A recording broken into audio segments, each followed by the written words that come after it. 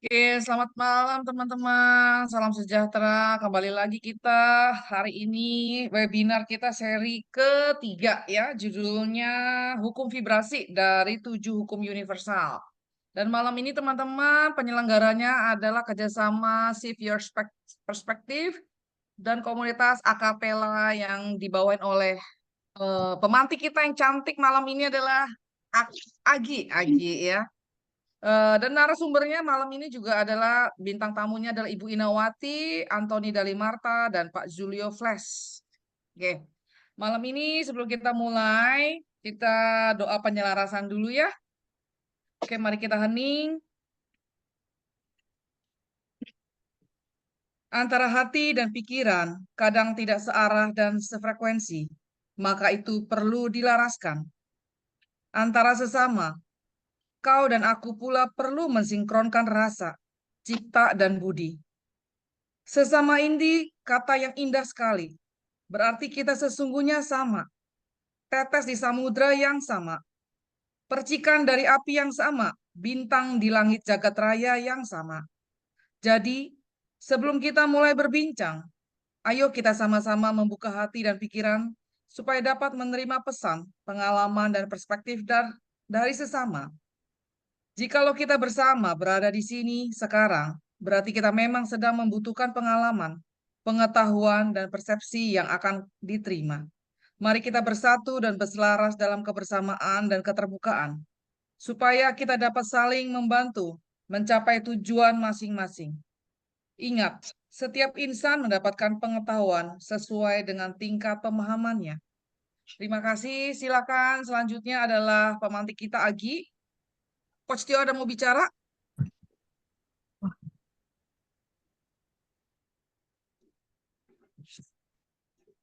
Kalau enggak, saya silakan Agi. Selamat malam, semesta memberkati. Rahayu, Rahayu, Rahayu Sagunging Dumadi. Terima kasih teman-teman dari komunitas Shift Your Perspective, juga teman-teman yang belum gabung di komunitas SYP sudah melonggarkan waktunya untuk bisa hadir malam ini bersama kita dalam rangka mengadakan seri ketiga dari seri webinar 7 Hukum Universal. Sebelum kita mulai, saya mau mengucapkan terima kasih banyak untuk Tio dan Yani Sastra sebagai penyelenggara acara yang selalu membantu kita, dan juga mau mengucapkan banyak terima kasih untuk narasumber kita malam ini, yaitu Ina, Julio, dan juga Anthony yang sudah tidak asing. Dan saya juga mau menyambut dengan bersukacita Pak Hervi malam ini hadir di antara kita, minta pangestunya. Mari kita langsung mulai materi pokoknya. Agi seperti selalu siapkan PPT singkat yang mudah-mudahan bantu teman-teman di dalam pengertian akan hukum universal ketiga, yaitu hukum vibrasi. Saya share sebentar, saya minta kesabarannya.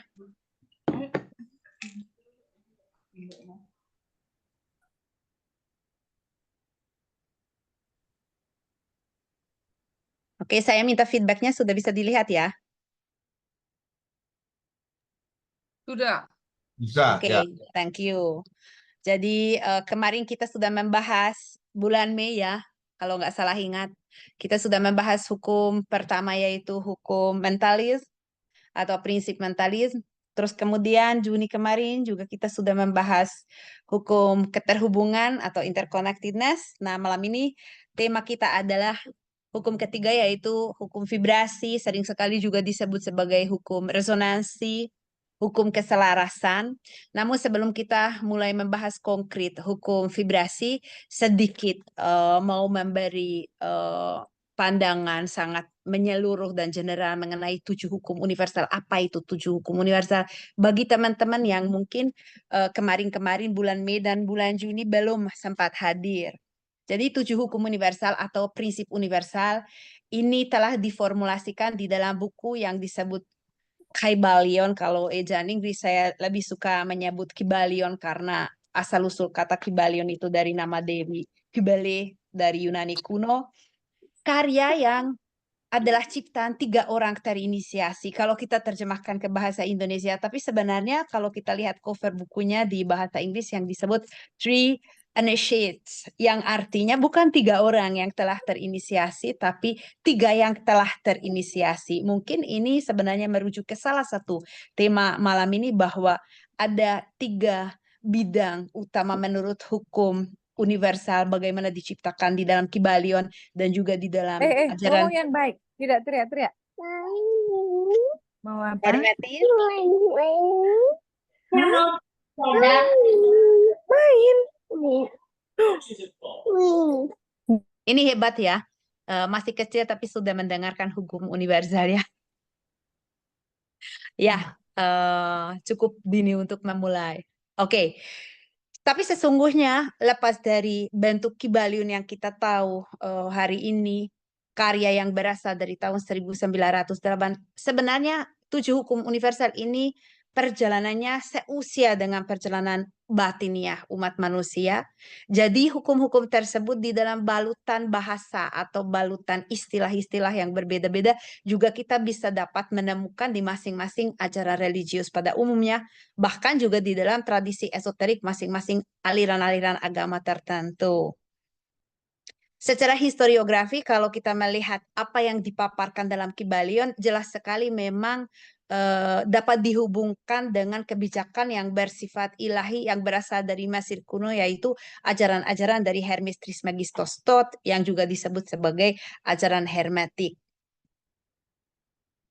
Ini saya tambahin satu quote dari Kybalion atau Kybalion ya, yaitu bahwa bibir kebijaksanaan tertutup kecuali untuk telinga pengertian ya. Jadi kadang-kadang mungkin orang sekilas membaca Kybalion dan 7 hukum universal terlihat sangat sederhana, sangat simpel, dan kesederhanaan yang tampak ini kadang-kadang sangat menyesatkan karena sebenarnya sangat kompleks, karena masing-masing 7 hukum itu saling berhubungan, saling menambahi makna, sehingga kita sebenarnya kalau mau menginterpretasi 7 hukum universal ini sebenarnya tidak ada habisnya.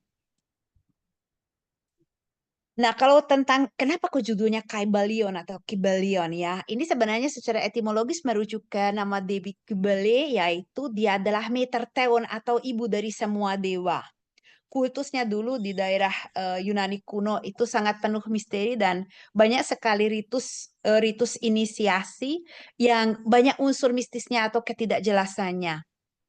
Dan sangat menarik seketika saya mulai sedikit survei tentang siapa ini Metertheon atau ibu dari semua dewa, yaitu Kybele ini selalu digambarkan sebagai wanita yang duduk di sebuah singgasana, sedangkan di baliknya ada sebuah tirai atau kain. Bagi teman-teman yang sudah mendalami tarot, terutama Major Arcana, pasti tahu bahwa deck nomor 2 di Major Arcana selalu digambarkan seperti itu. The High Priestess atau The Popes selalu digambarkan seperti Kybele ini. Ya, kita bisa lihat ilustrasinya di samping. Kalau subjudulnya Kybalion adalah Hermetic Philosophy. Dan dedikasi Kybalion itu didedikasikan kepada Hermes Trismegistos. Di mana kalau kita mengulas kata hermetik, ini punya banyak arti. Yang pertama adalah tertutup ketat. Yang kedua, berhubungan dengan Hermes Trismegistos. Yang ketiga, artinya ini agak menyeluruh, yaitu sesuatu yang agak rahasia, esoterik. Ini teman-teman sudah tahu dari paparan kemarin. Bagi yang belum, akan di-share juga bagaimana Agi melihat sebenarnya sosok Kybele ini, bagaimana digambarkan duduk di singgasana. Ini memang hubungannya dengan Major Arcana 2, The High Priestess, yang juga sebenarnya berbicara tentang bagaimana angka 2 ini selalu adalah sesuatu perlambangan atau perwujudan dari energi feminin ilahi, di mana memang dia melambangkan tataran dunia yang ada 2, realitas yang tersurat dan yang tersirat. Bagaimana David Bohm, fisikawan abad ke-20 juga mengatakan bahwa realitas itu sebenarnya ada di 2 tingkat. Ada satu yang eksplisit, yaitu tersurat, dan ada satu yang implicate ya. tersirat.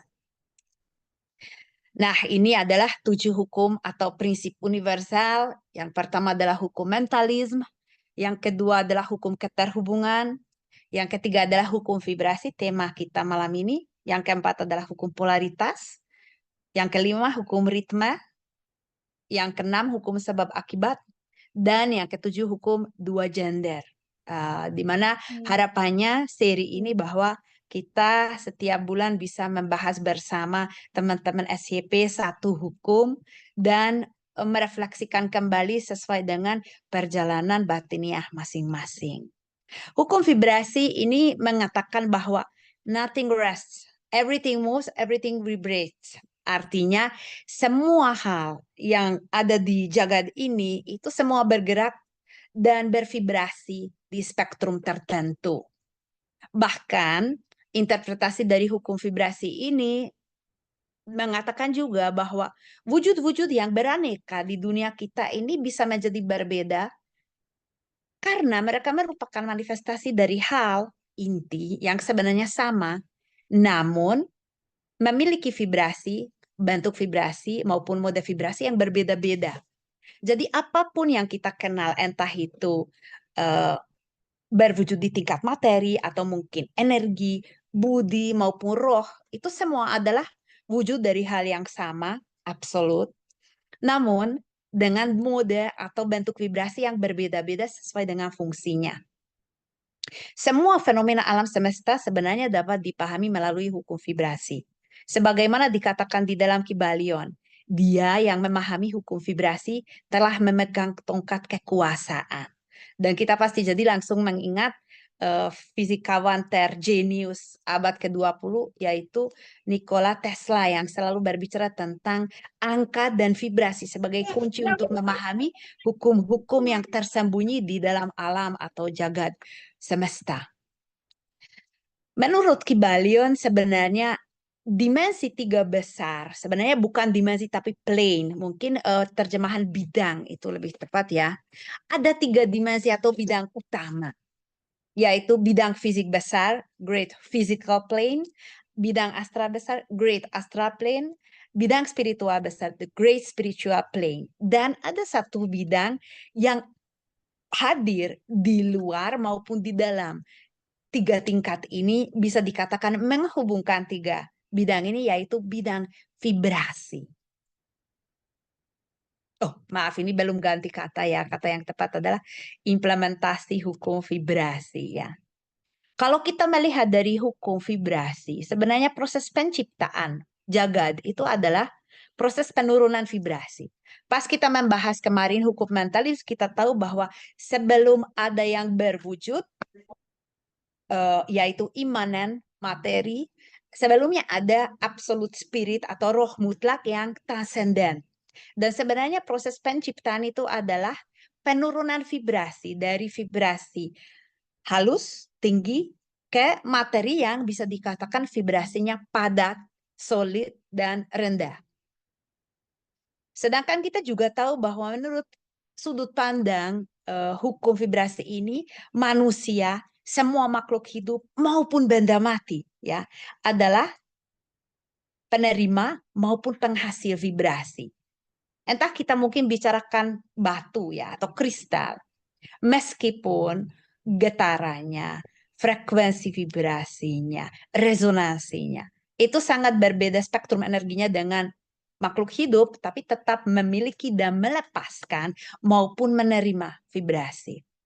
Di sini saya selalu suka menggunakan metafora radio ya. Radio ya, kalau berada di dalam suatu ruang, di situ pasti banyak sekali jenis gelombang yang hadir dengan frekuensi yang berbeda-beda. Namun radio hanya akan bisa mentransformasikan gelombang tersebut sebagai bunyi yang sesuai dengan settingannya. Kita kan tahu ada tune in untuk kita pasang. Ya ini FM atau AM atau MV ya. Jadi di luar sana ada banyak sekali vibrasi. Namun mungkin kita hanya sedikit spektrum yang dapat kita rasakan melalui indrawi atau mungkin rasakan melalui sesuatu sistem persepsi yang non indrawi. Nah, mungkin di sini nanti kita bisa mengajukan pertanyaan-pertanyaan ke Mas Herwi ya. Di sini juga kita harus meluruskan nanti dan mudah-mudahan nanti Julio dan teman-teman bisa memberi penjelasan atau meluruskan sedikit apa bedanya resonansi, vibrasi, dan frekuensi. Karena kita tahu bahwa frekuensi itu hanya adalah salah satu fenomena fisik dari resonansi vibrasi. Jadi kita selalu mengatakan apalagi era pop spiritual ini ya bahwa kita cari sesuatu yang vibe-nya high ya, sesuatu yang vibe-nya tinggi. Seolah-olah sesuatu yang memiliki vibe rendah itu tidak baik dan sering sekali jadi kita membawa ini juga ke penggunaan istilah frekuensi rendah itu tidak baik. Di mana kita juga harus menyadari bahwa frekuensi rendah itu bukan berarti sesuatu hal yang buruk. Contohnya adalah resonansi Schumann yaitu frekuensi bumi yang nilainya relatif rendah ya, hanya 7,38 Hz. Namun memiliki dampak untuk kesehatan manusia, makhluk hidup maupun untuk biosfer yang sangat-sangat baik. Kalau kita menggali bagaimana hukum vibrasi ini sudah diakui atau belum oleh ilmu pengetahuan modern, ilmu pengetahuan alam modern, ya kabar gembiranya adalah yes. Salah satu sosok yang pasti dikenal oleh semua kita, Albert Einstein mengatakan bahwa semuanya adalah vibrasi, semua adalah energi dan ini sudah mengandung segalanya. Jadi seketika kita mau mengerti atau memahami jagat, harus berpijak pada vibrasi dan energi. Atau ada Niels Bohr ya, salah satu founding father dari kuantum fisik. Dia juga mengatakan seperti ini. Semua yang kita anggap kenyataan dibuat dari sesuatu yang tidak bisa didefinisikan sebagai kenyataan. Mungkin maksud beliau adalah bahwa seketika kita memeriksa materi yang padat ya, dan kita mungkin masukkan ke bawah mikroskop elektron yang bisa membesarkan, kita akan melihat oke, molekul dibangun oleh atom, atom dibangun oleh elektron, proton, dan kemudian neutron, dan itu juga ada nanti partikel-partikel lebih kecil, sampai pada akhirnya materi itu seolah-olah hilang ya di bawah alat pembesarnya mikroskop, dan yang kita melihat hanya adalah vibrasi energi di spektrum frekuensi tertentu. Jadi seolah-olah materi ini sebenarnya adalah sebuah ilusi. Nah, ini nanti mungkin kita bisa membicarakan, mungkin Anthony sedikit bisa memberi pencerahan mengenai maya virupaya. Kuantum fisika juga menemukan bahwa semua atom itu terdiri dari energi yang berputar, bergerak, dan bervibrasi. Semua memancarkan energi dengan cara masing-masing. Dan kita juga tahu bahwa antar vibrasi masing-masing benda atau makhluk hidup atau benda mati atau fenomena pula ya akan terjadi hubungan antar vibrasi yaitu interferensi. Ya, jadi ada yang bisa nyambung, ada yang tidak bisa nyambung. Sesuai apa? Sesuai dengan frekuensi masing-masing ya. Spektrumnya cocok atau tidak. Maka kalau kita sebenarnya mengimplementasi lebih dalam hukum vibrasi ini, kita harus menyadari bahwa tidak ada alasan lagi mencari kesalahan di luar diri kita sendiri, karena kita jelas akan terhubung dengan makhluk, orang, fenomena, barang yang sesuai dengan bentuk vibrasi kita. Maaf, di sini banyak tipe, nanti saya akan memperbaiki. Jadi dalam arti, dalam ini kita lagi dan lagi harus membawa bahwa dunia adalah cermin ya.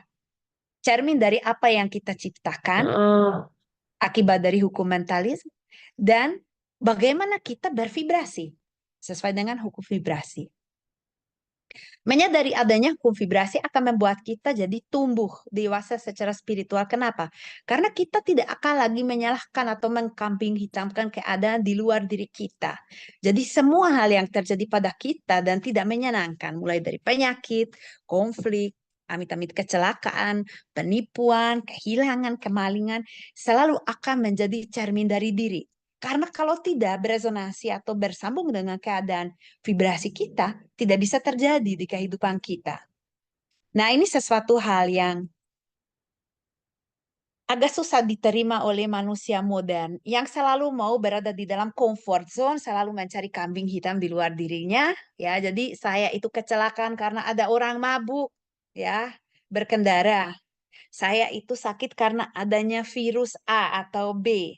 Atau saya sakit karena kolesterol di darah saya lagi tinggi. Tapi sebenarnya kalau kita menggali lebih dalam, sebenarnya di situ ada sesuatu alasan lebih mengakar di dalam diri sendiri yang relate dengan kejadian peristiwa yang kita alami. Ilmu modern sebenarnya sudah mulai memahami hal tersebut. Contohnya adalah Piotr Garyav, saya mungkin salah ejanya, dia adalah seorang dokter berasal dari Rusia, tapi kegiatannya dan karya kehidupannya mengikat dia ke Jerman. Dan dia sering sekali mencari tahu bagaimana bentuk vibrasi DNA manusia, kemudian bagaimana penyakit itu apakah memang bisa dianggap sebagai akibat dari hadirnya virus, kuman, atau makhluk patogen.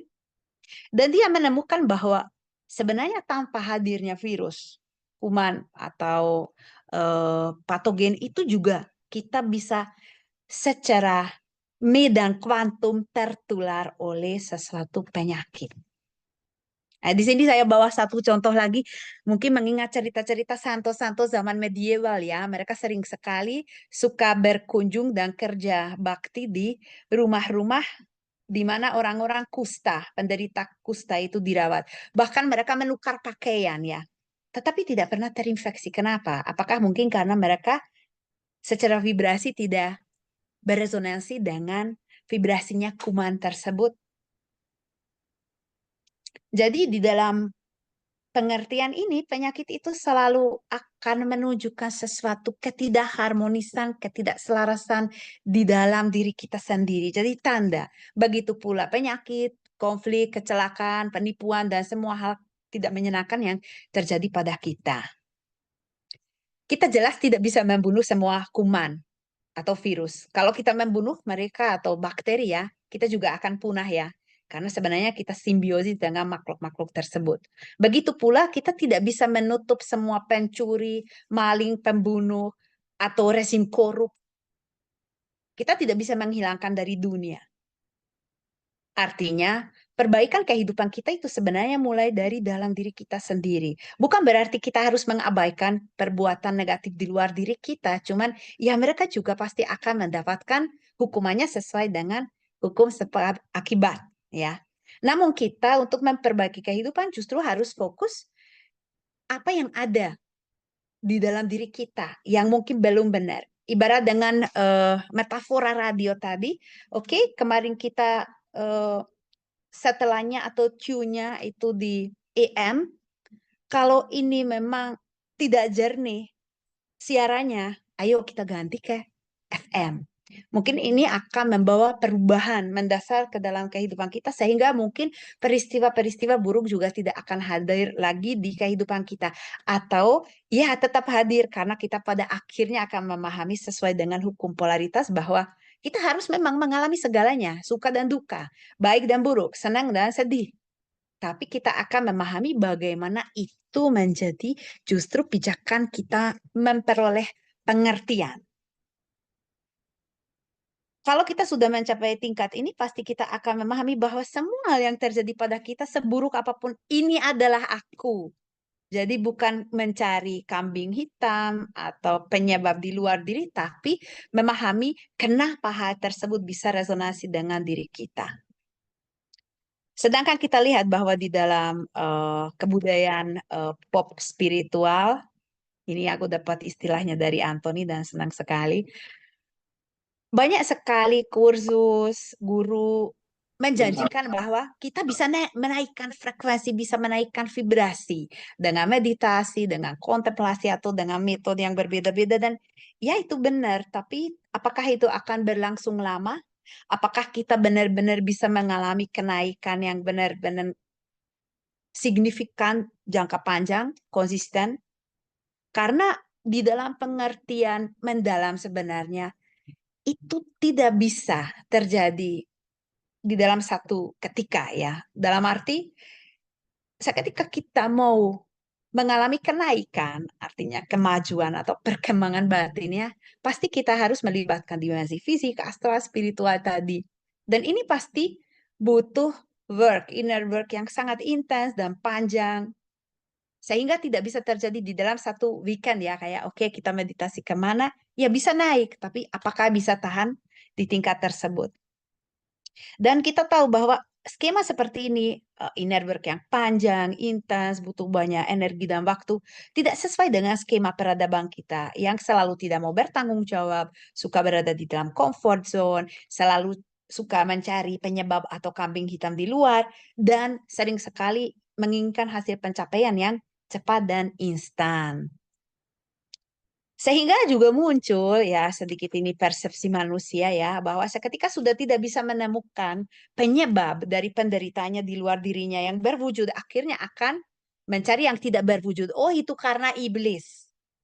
Dan ini menarik sekali karena sering sekali menjadi landasan agama dualistis. Dan itu sebenarnya adalah sesuatu logical failure yang luar biasa karena kalau kita menyetujui bahwa Tuhan itu absolut, berarti kalau kita bicarakan ini ada Tuhan dan ada iblis, dan iblis itu bukan part dari absolut ini, ya berarti Tuhan itu sudah bukan absolut. Dan pada akhirnya kita juga mengetahui, ya muncul banyak sekali ajaran religius yang dualistis, di mana apa yang kita anggap buruk, negatif, segala jenis atau segala sumber keburukan itu sebenarnya bukan dari diri. Oh, itu karena digoda iblis. Oh, itu karena iblis sedang berulah menggodain manusia. Bahkan ada yang namanya eksorsisme ya, kita mau mengusir iblis dari seseorang. Dan di situ sering sekali ada istilah, sebutlah nama iblisnya, namakan iblisnya, dan sudah tidak akan ada dayanya lagi. Sebenarnya arti sesungguhnya apa? Ya, introspeksilah. Carilah iblis di dalam diri sendiri, yang bukan menyusup dari luar, tapi memang ini adalah alam bawah sadarmu, lapisan-lapisan yang paling mendalam. Dan seketika kamu sudah siap menghadapi dan menamakan apa ini di dalam diri, ya sudah tidak akan memiliki kuasa atas dirimu. Hukum-hukum universal ini ketujuh ya, berlaku meski kita tidak menyadarinya. Agi di seri pertama sudah menyampaikan bahwa itu sama seperti hukum fisika lainnya. Kita mau menyadari atau tidak menyadari tetap akan berlaku pada kita. Entah kita mau menyadari adanya gravitasi atau tidak, ya berlaku pada kita, ya. Begitu pula dengan hukum vibrasi. Seseorang menggunakan hukum vibrasi untuk merubahkan keadaan dunia dalamnya maupun luarnya, harus juga memperhatikan hukum-hukum universal lainnya. Misalnya hukum ritme, hukum sebab akibat, hukum polaritas. Hingga tidak memaksa alam untuk memberi sesuatu yang mungkin belum sesuai dengan resonansi atau vibrasi kita.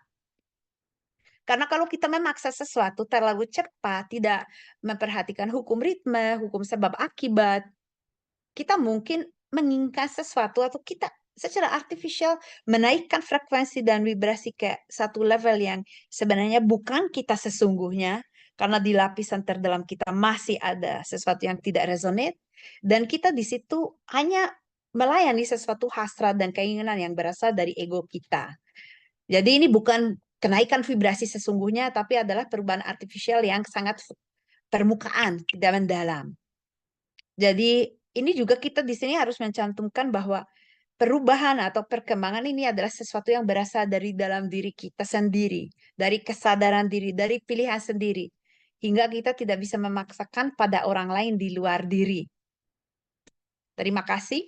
Ini pendek kata tentang hukum vibrasi, dan sekarang saya memberi kesempatan untuk narsum lainnya untuk menanggapi atau menambahi pengalamannya serta apa yang mau disampaikan. Terima kasih. Terima kasih Agi, terima kasih. Ini pembukaan dari Agi yang sangat cepat dan padat. Ya. Nah sekarang mungkin pemateri yang lain dulu. Saya persilahkan Mr. Julio. Silakan Mr. Julio. Terima kasih Coach Tio. Saya ini juga sebagai Shambhala Master Teacher dan juga sebagai Master Senior Kundalini Mikaila ya. Dalam hal ini saya akan membacakan apa yang saya dapatkan mengenai vibrasi ini. Jadi mengacu pada hasil penelitian Heart Math Institute, ternyata manusia ini memancarkan suatu getaran tertentu yang sifatnya listrik sekaligus magnet, bisa disebut sebagai elektromagnetik ya. Jangkauan atau cakupan getaran ini aslinya tidak diketahui persis seberapa jauh. Minimalnya sejauh rentang tangan kanan dan tangan kiri Anda. Lalu ada apa dengan getaran ini? Ternyata getaran yang manusia pancarkan itu mempengaruhi segala sesuatu, termasuk benda-benda atau hal-hal di sekitar Anda. Dari mana sumber getaran ini?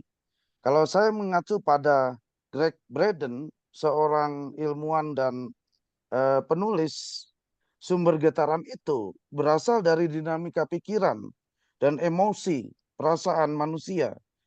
Kualitas getaran itu tergantung bagaimana isi pikiran dan isi emosi manusia.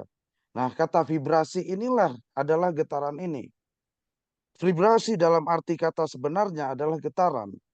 Vibrasi yang saya bahas adalah getaran yang Anda pancarkan, yang mempengaruhi segala sesuatu di sekitar Anda.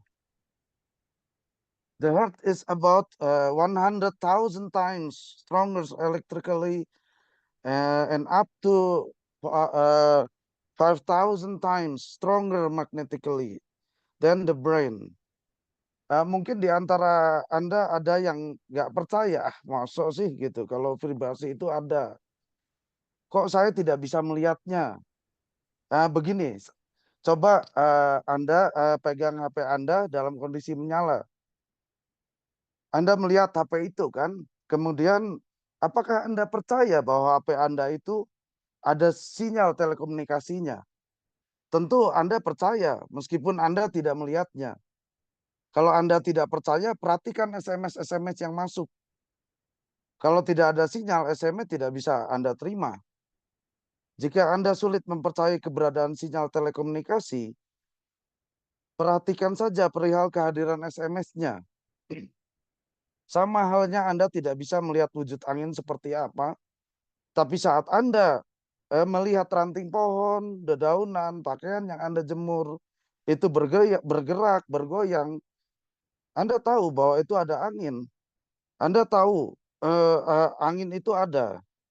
Saat wujud tidak bisa dilihat, Anda bisa mengenali keberadaan wujud itu dari tanda-tanda keberadaannya. Jadi maksudnya vibrasi itu tetap ada sekalipun Anda tidak percaya.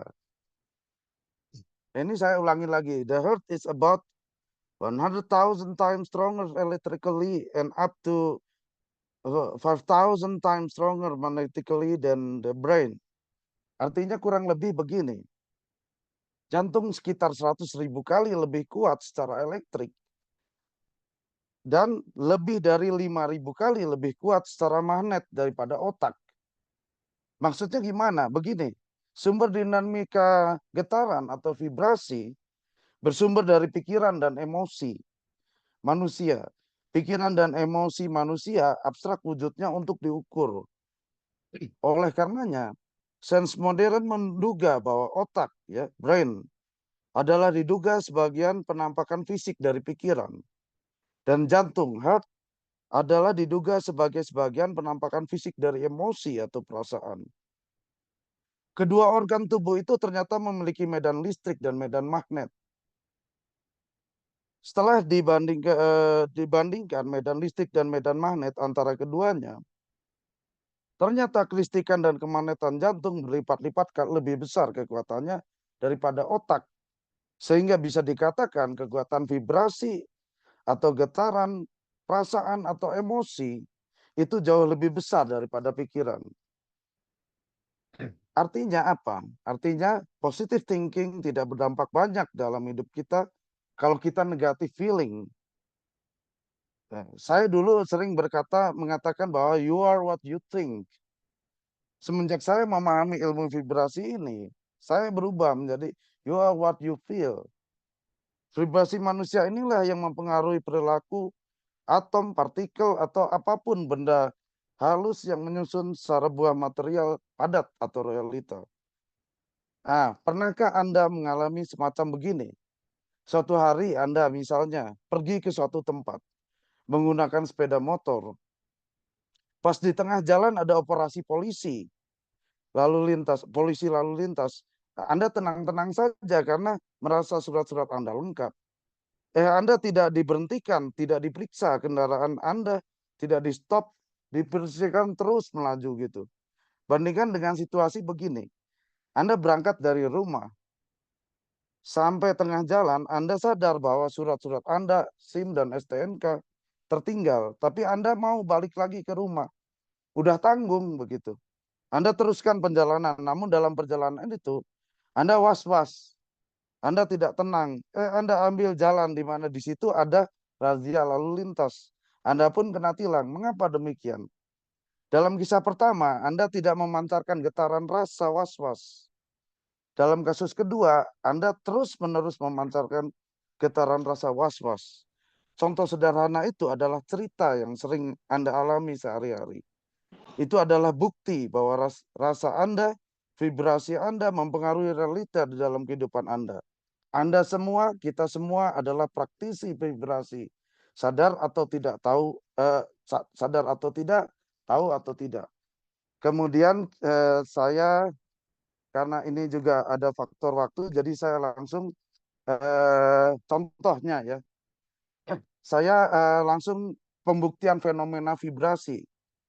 Pembuktian fenomena vibrasi. Yang pertama itu adalah pengaruh vibrasi terhadap perubahan sel darah. Apakah ada di antara Anda sekalian ini yang pernah belajar teknik EFT namanya? EFT itu kependekan dari Emotion Freedom Technique. Jadi teknik terapi ini dikembangkan oleh guru Gary Craig. Salah satu murid Gary Craig yang berasal dari Indonesia adalah Pak Ahmad Faiz Zainuddin ya. Mengembangkannya menjadi SEFT, yaitu Spiritual Emotion Freedom Technique. Saya menemukan vibrasi terhadap sel darah ini ketika saya membaca buku SEFT ini. Dalam sebuah halaman, dalam buku itu ada foto-foto eksperimen yang dilakukan oleh Dr. Felicia, ya, Felici, dalam subjek penelitian Rebecca Marina. Ya. Simpelnya eksperimennya begini. Jadi Rebecca Marina diberikan stimulus atau rancangan tertentu berupa musik, video, atau apapun yang memicu sebuah pikiran dan perasaan tertentu atau secara mandiri, Rebecca Marina diminta mengakses sebuah emosi tertentu. Setelah emosi intensif lalu diambil sampel atau contoh darah dari tubuh Marina Rebecca tersebut. Demikian saat dalam emosi-emosi lainnya termasuk saat mengakses perasaan cinta, marah, juga saat sedang memanjatkan doa pada Tuhan ya. Setelah sampel-sampel darah itu diamati dengan mikroskop, ternyata hasilnya sangat menarik. Ternyata bentuk sel darah itu berubah mengikuti pikiran dan emosi yang diakses. Itu yang pertama. Yang kedua adalah pengaruh vibrasi terhadap kristal air. Zaman dulu ada tetangga saya sakit gigi. Kemudian dia nggak sembuh-sembuh gitu. Tetangga tuh mimpi. Dia mimpi bahwa dia tuh minum air putih. Dia air putih ya, bukan susu maksudnya. Itu di rumah saya. Lalu didoakan oleh saya, sakit giginya sembuh gitu. Nah, tetangga saya itu meyakini bahwa mimpi itu petunjuk Tuhan. Dan suatu ketika tetangga saya itu datang ke rumah saya dan minta air untuk didoakan. Ya saya nggak mau ribet gitu. Saya ladenin lah, saya doakan, saya ambil air mentah, saya doakan. Sakitnya itu sembuh gitu, ajaibnya. Namun cerita yang saya ceritakan di sini lebih menekankan tentang kekuatan keyakinan. Sebenarnya dari hasil eksperimen ada pengaruh vibrasi terhadap air ya, yang dampaknya akan semakin berlipat ganda saat ada keyakinan dari orang yang minum air tersebut. Jadi mungkin Bapak Ibu sekalian juga sudah pernah mendengarnya. Ada sebuah eksperimen yang dilakukan oleh Masaru Emoto ya terhadap pengaruh pikiran dan emosi terhadap air. Bagaimana eksperimennya? Gambarannya tidak jauh berbeda dengan eksperimen tentang darah yang tadi. Hanya saja kali ini objeknya air yang diletakkan di wadah-wadah yang disediakan. Katakanlah air yang menjadi uji coba diletakkan di dalam gelas-gelas. Nah, wadah-wadah air itu ditulisi dengan kata-kata, kalimat-kalimat tertentu.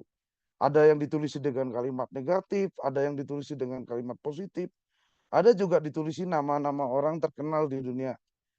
Selain itu diputar musik-musik tertentu, di mana di ruangan saat diputar musik ada air-air yang dijadikan bahan uji coba. Kemudian diambil sampel, maaf, dari air-air dalam wadah itu, lalu dibekukan. Setelah beku menjadi es, diambil sebagian kecil, semacam kristal. Lalu diamati proses pencairannya. Dilihat dengan menggunakan mikroskop, apa yang terlihat di bawah mikroskop sangat menakjubkan. Ternyata motif dari kristal-kristal air saat mencari itu berbeda-beda. Motif antara air dan wadahnya ditulis kata terima kasih, itu sangat berbeda dengan motif air yang wadahnya ditulisi aku bunuh kau gitu. Berdasarkan eksperimen ini sangat masuk akal jika saya katakan bahwa saya bisa membuktikan terjadi sesuatu pada air yang didoakan oleh saya gitu. Hanya saja kekuatan dampaknya juga tergantung belief atau keyakinan orang yang meminumnya. Oke, lanjut. Next, saya akan bahas yang berikutnya adalah pengaruh vibrasi terhadap perangkat elektronik. Saya akan berikan contoh. Anda pernah tidak mengalami begini? Suatu waktu Anda sedang stres. Karena memasuki batas akhir pekerjaan Anda harus selesai. Kadang perangkat elektronik yang Anda gunakan itu mendadak bermasalah. Misalnya laptop Anda jadi lemot, ngeheng saat dihubungkan dengan printer. Device printer Anda tidak terdeteksi sistem. Pokoknya ada-ada aja gitu.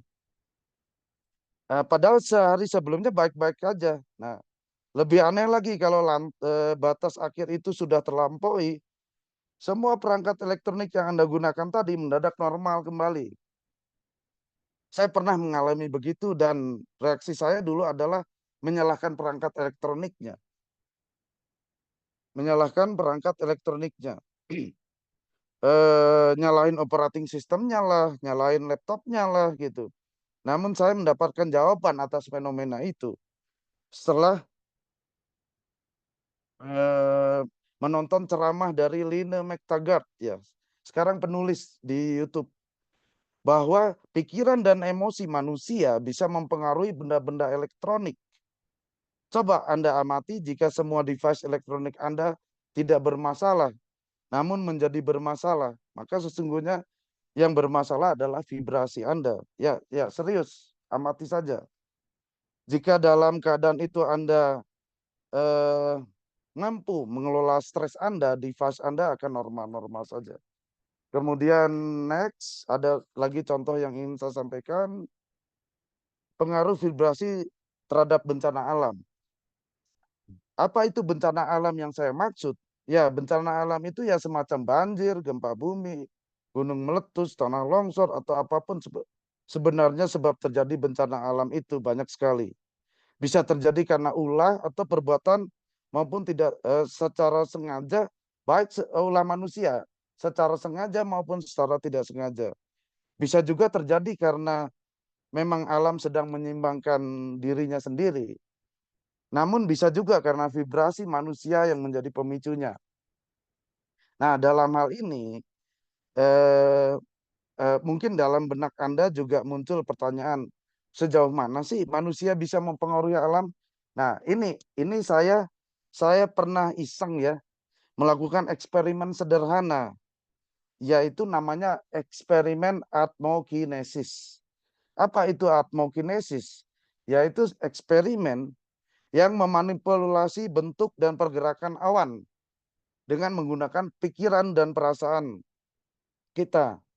Saya pernah mendokumentasikan video eksperimen saya ini ke YouTube saya gitu, yaitu video membelah awan. Ini sangat sederhana sebetulnya.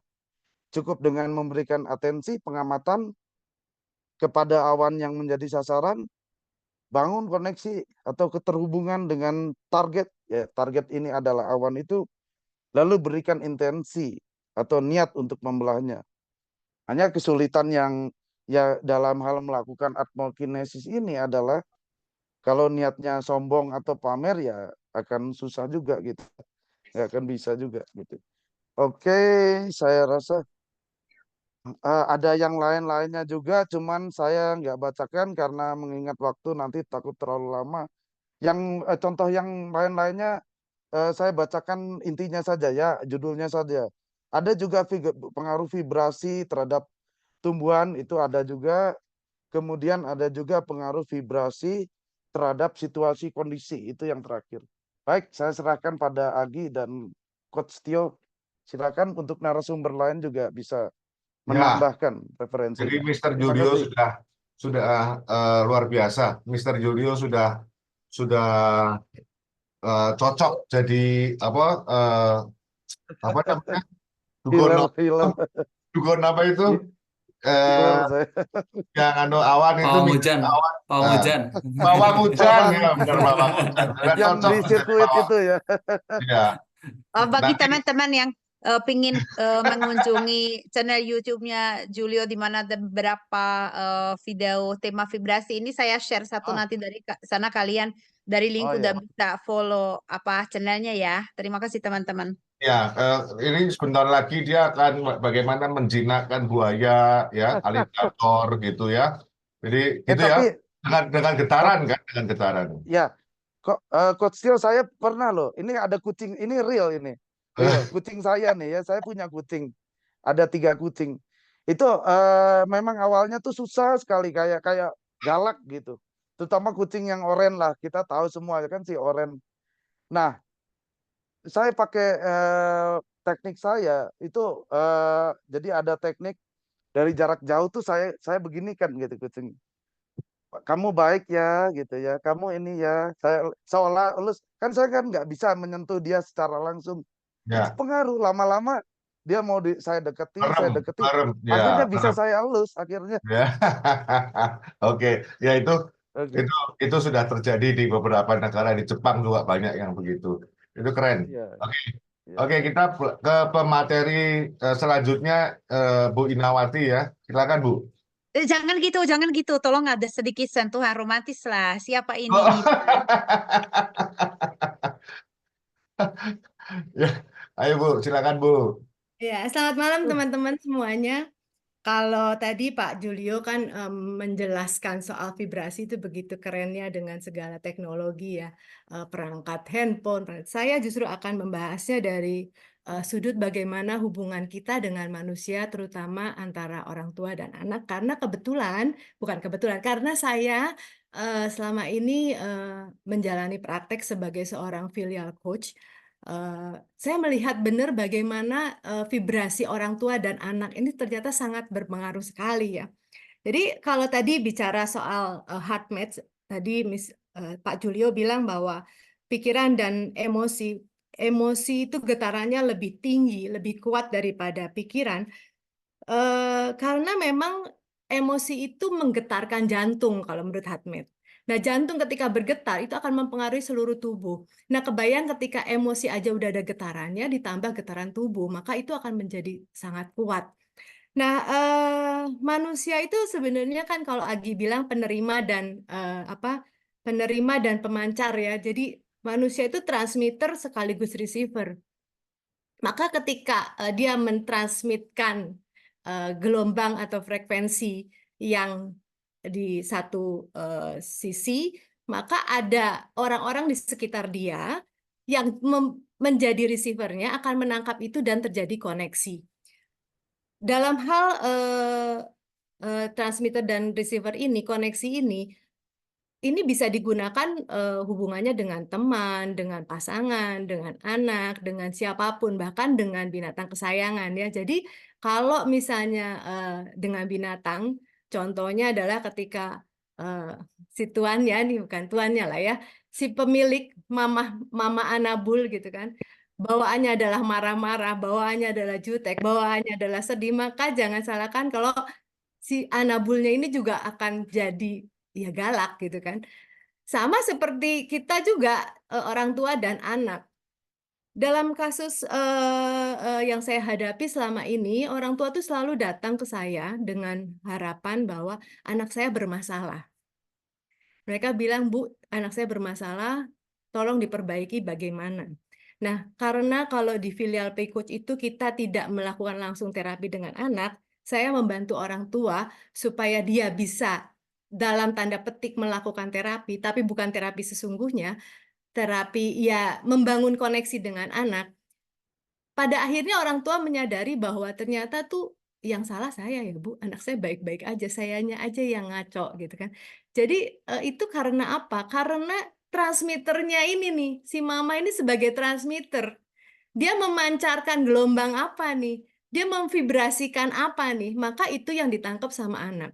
Nah, menariknya adalah anak ini kan dalam perkembangannya itu kalau kita tahu bicara tentang teori 3 lapis otak, ada insting, ada emosi, ada kognitif prefrontal.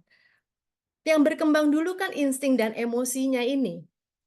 Nah, kebayangkan kalau tadi kita sambungin sama HeartMath bahwa kekuatan emosi itu jauh lebih besar dibanding kekuatan pikiran. Dan anak ini dalam tahap perkembangannya yang dimulai dari insting ke emosi baru ke kognitifnya, maka yang banyak digunakan apa? Insting dan emosinya. Banyak orang tua yang bilang, Bu, saya tuh udah ngasih tahu loh, saya tuh udah sabar loh ngasih tahu. Sabarnya aja ngomong, saya udah sabar loh. Yang namanya sabar kan nggak mungkin dengan tekanan intonasi seperti itu. Nah, ibu ini nggak sadar bahwa sabarnya dia baru ada di di tataran pikiran. Yang lebih terasa sama anak apa? Getaran suaranya dia, getaran emosinya dia, getaran body language-nya dia, itu yang terasa oleh anak gitu ya. Jadi ketika saya meminta orang tua untuk membangun koneksi dengan anak supaya bisa sama getarannya, saya bilang bahwa matching energy. Matching energy itu banyak, ada yang istilahnya dengan self regulation. Self regulation sebenarnya kita lagi menata nih frekuensi kita, vibrasi kita ini mau di mana? Anak ini ada di mana vibrasinya? Maka kita samain. Nah, ketika bermain, yang menarik adalah ada satu momen orang tua mengeluh sama saya bahwa anaknya nggak mau main sama dia. Dia bilang, Mama saya bosen. Padahal itu hanya menyediakan waktu 15 menit aja. Baru 5 menit anaknya udah komplain nggak mau main. Saya bilang, waktu itu ibu kondisinya apa? Saya seru loh ngajak main. Oke, sebelum ngajak main itu ibu gimana? Aktivitinya apa? Ternyata ibu ini tuh udah kecapean sebenarnya. Tapi dia berusaha untuk bermain sama anaknya. Tapi di dalam hatinya dia bilang gini, aduh gue tuh capek, cepet dong selesai. Jadi dia main tapi di dalamnya tuh yang ditangkap oleh anak apa? Ya ini nih, si bosennya ini. Jadi menurut saya itu betul banget penelitian HeartMath itu yang bilang bahwa emosi itu lebih kenceng getarannya daripada pikiran. Maka ketika kita melakukan koneksi, ketika kita ingin melakukan koneksi dengan teman, dengan siapapun, itu yang perlu diperhatikan. Ada yang menarik dari Agi tadi di presentasinya Agi mengatakan bahwa dia yang memahami hukum vibrasi telah memegang tongkat kekuasaan. Nah, di dalam ilmu parenting, ya nggak ilmu parenting aja, ilmu relationship, itu kita ada yang namanya istilah adalah connection before correction. Bagaimana kita mengkoreksi, bagaimana kita memperbaiki sesuatu jika kita tidak terkoneksi. Contoh nih.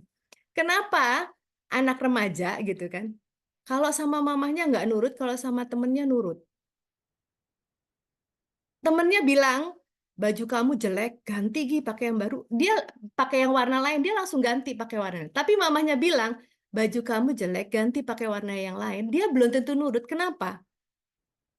Karena tidak adanya koneksi. Temennya ini mempunyai koneksi yang baik. Temennya ini di saat dia mau gila-gilaan, temennya juga seru-seruan, gila-gilaan. Di saat temennya ini lagi sedih, dia pun ikut ngerasain sedih.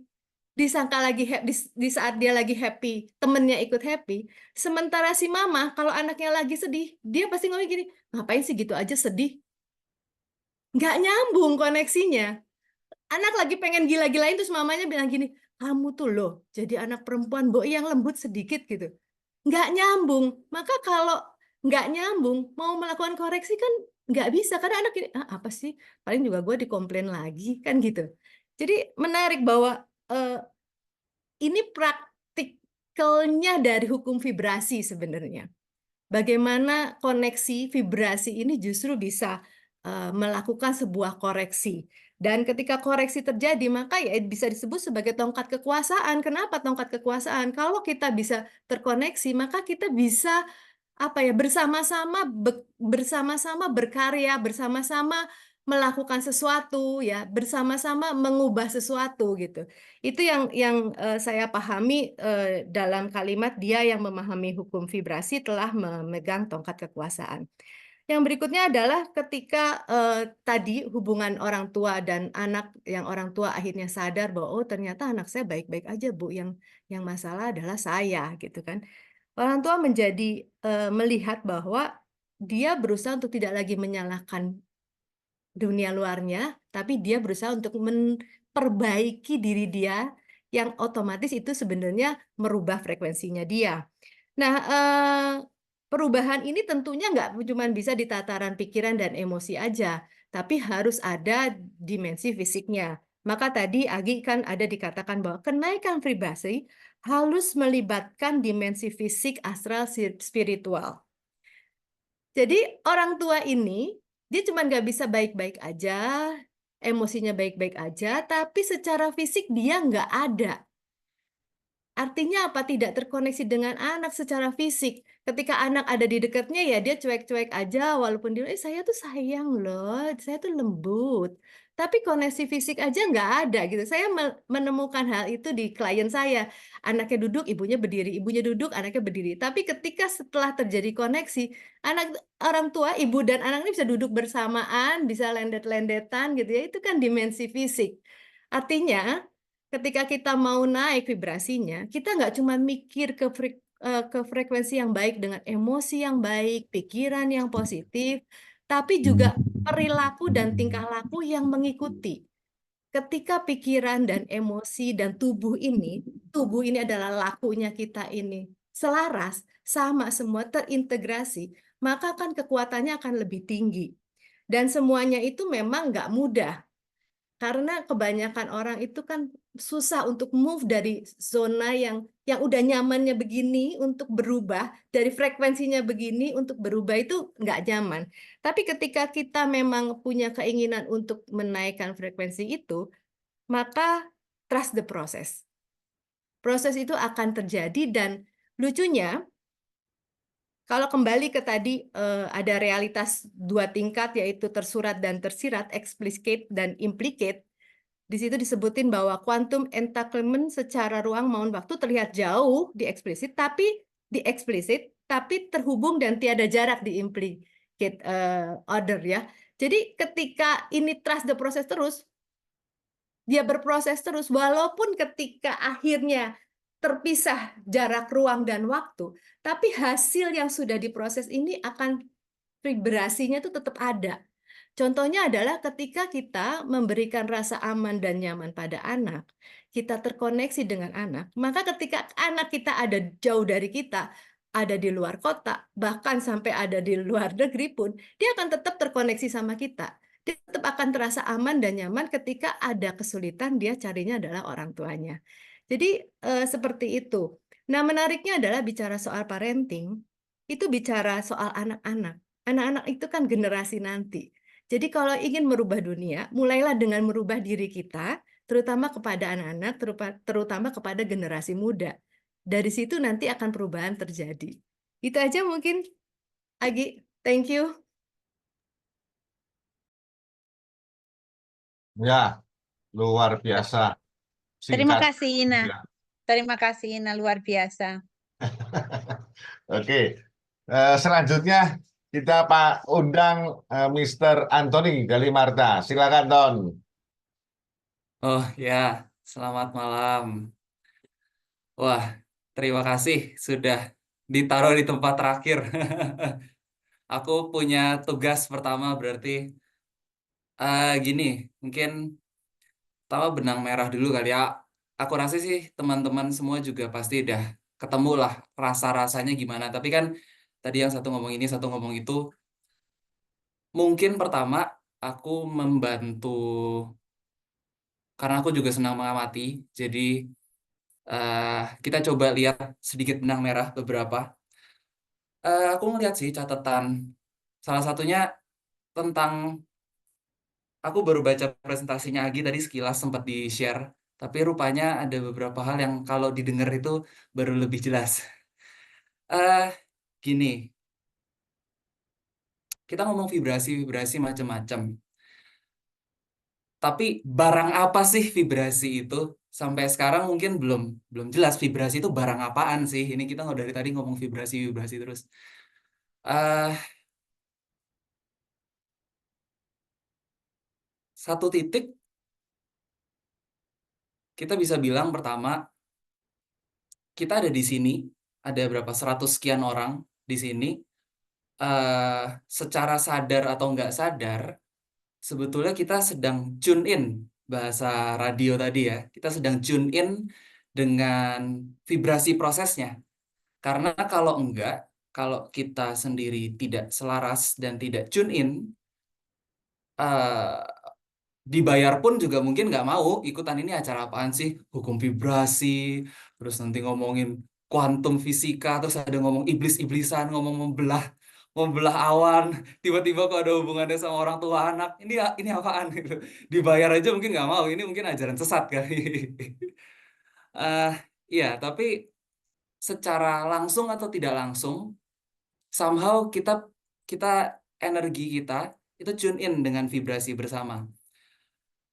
Itu satu praktek sederhana yang sebetulnya sedang kita lakukan saat ini. Jadi kalau kita tidak tertarik atau tidak terpanggil sama sekali, barangkali pertama kita mungkin nggak akan ketemu grup atau orang tertentu yang akan mendatangkan undangan ini. Itu satu. Dua, kita juga belum tentu ngelihat ini apa sih? Kayaknya sesuatu yang aneh. Udahlah, mendingan aku tidur aja, atau mendingan aku melakukan hal yang lain dan sebagainya. Maka ada hal-hal yang terlihat dan tidak terlihat. Kalau tadi dibilang implisit dan eksplisit. Macam-macam sih kalau kalau kita mau lihat ya. Misalnya singkat ya. Satu contoh, manusia zaman sekarang tuh kan kita berpikirnya banyak berpikir logika dan sains. Maka kita ambil contoh sains saja. Penelitian sekarang sains fisika modern misalnya, itu semakin lama semakin menemukan dan semakin membuktikan, walaupun belum bisa dijelaskan ya, tapi kurang lebih menemukannya bahwa fisika dunia kuantum yang sekarang ini 100 tahun terakhir lah mulai terkenal, itu dunia yang tidak bisa dinalar sebenarnya. Misalnya dadu ada 6 sisi. Kalau kita ngelempar dadu kan ada hasil antara 1 sampai 6. Contohnya, di dunia kuantum, katakanlah di alam kuantum, ada dadu 6 sisi. Sebelum ada yang mengamati dadu itu nilainya 6-6-nya semua. Tapi begitu ada yang ngamati, akan muncul salah satu nilai dari 1 sampai 6. Misalnya begitu. Sedangkan ini sesuatu yang nggak bisa dipahami. Di dunia kuantum semuanya terjadi secara bersamaan, katakanlah begitu. Itu satu. Lain lagi, apa hubungannya sekarang dengan kita, pengalaman kita ya sebagai manusia? Aku nyambungin dengan yang jelas-jelas aja. Silahkan amati sendiri sekarang ini. Amati saja, aku ada di sini. Di pengalamanku saat ini, yang sudah jelas, ada pengalaman tubuh fisikku. Itu sudah sangat jelas. Di balik pengalaman tubuh fisik, ada sesuatu yang lebih halus. Tapi jelas ada. yaitu pikiran. Kita sama-sama berpikir sekarang ini kan, maka kita bisa mendengarkan, bisa sambil mencerna dan sebagainya. Tapi lebih halus lagi adalah suatu dunia emosi yang sebetulnya dalam tanda kutip mengendalikan pikiran kita. Kalau mood kita bagus, hari-hari di mana mood kita lagi bagus, pikiran-pikirannya cenderung positif. Hari-hari di mana mood kita lagi kurang bagus, pikiran-pikiran yang muncul akan cenderung negatif. Otomatis pikiran yang positif akan membawa kecenderungan untuk menjadikan tindakan yang lebih produktif, misalnya negatif sebaliknya. Tapi kita lihat ya, ada hal-hal yang lebih halus dan lebih halus dari fisik masuk ke pikiran, masuk ke emosi. Di balik ini sebetulnya kalau kita mengamati lebih dalam lagi, ada dunia yang lebih halus. Nah, ini yang biasanya ya katakanlah ini Pak Tio atau siapa biasa yang ngerti ini. Atau teman-teman mungkin ada beberapa juga yang sudah mempelajari ada banyak lapisan tubuh. Misalnya ada yang bilang ada 7 lapisan tubuh, ada yang bilang 12, ada yang bilang berapa sekian. Ada sekian banyak lapisan tubuh. Tapi kalau bisa kita ambil contoh dari yang Agi tadi aja. Ada fisik, ada eterik, ada astral, ada kausal ya kalau nggak salah. Ada tubuh yang agak halus. Katakanlah ini tubuh energi saja lah. Kita katakan semua itu kita rangkum jadi satu tubuh energi yang halus. Yang lebih halus dari emosi, tapi kita nggak bisa dirasakan dengan jelas. Kalau kita lihat-lihat, akhirnya